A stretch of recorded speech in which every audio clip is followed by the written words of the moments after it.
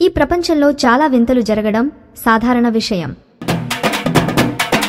అయితే ఒకరి కోసం ఒకరు అనే ఈ లోకంలో ఓ అత్త తన అల్లుడితో సంబంధం పెట్టుకున్న వింత ఘటన సంచలనం రేపింది.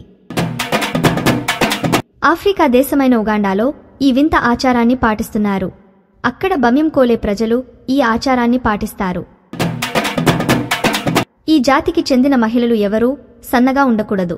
ఆ జాతి పురుషులు కాస్త బొద్దుగా ఉండే స్త్రీలను ఇష్టపడతారని నమ్ముతారు.